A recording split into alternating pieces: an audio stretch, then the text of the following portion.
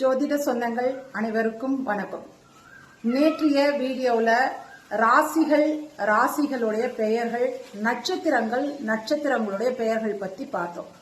இப்போ ஒரு ராசி கட்டத்தை பார்த்த உடனேயே அந்த ஜாதகர் எந்த தமிழ் மாதத்துல பிறந்திருப்பாரு அப்படிங்கிறதுக்கு ஒரு கால்குலேஷன் இருக்குது.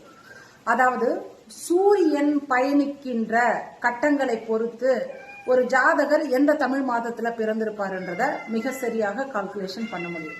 அதுபடி பார்த்தீங்கன்னா, சித்திரை மாதத்தில் பிறந்தவர்களுக்கு மேஷ ராசியிலும், வைகாசி மாதத்தில் பிறந்தவர்களுக்கு ரிஷப ராசியிலும், ஆனி மாதத்தில் பிறந்தவர்களுக்கு மிதுன ராசியிலும், ஆடி மாதத்தில் பிறந்தவர்களுக்கு கடக ராசியிலும், ஆவணி மாதத்தில் பிறந்தவர்களுக்கு சிம்ம ராசியிலும், புரட்டாசி மாதத்தில் பிறந்தவர்களுக்கு கன்னியா ராசியிலும், ஐப்பசி மாதத்தில் பிறந்தவர்களுக்கு துலாம் ராசியிலும், கார்த்திகை மாதத்தில் பிறந்தவர்களுக்கு விருச்சக ராசியிலும், மார்கழி மாதத்தில் பிறந்தவர்களுக்கு தனுசு ராசியிலும், தை மாதத்தில் பிறந்தவர்களுக்கு மகர ராசியிலும், மாசி மாதத்தில் பிறந்தவர்களுக்கு கும்ப ராசியிலும், பங்குனி மாதத்தில் பிறந்தவர்களுக்கு மீன ராசியிலும் சூரிய பகவான் வீற்றிருப்பாங்க.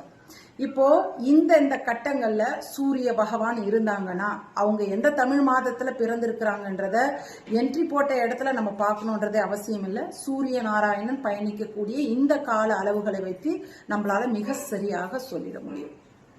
இரண்டாவது, இப்போ ஒவ்வொரு நட்சத்திரங்களுக்கும் அதிபதிகள்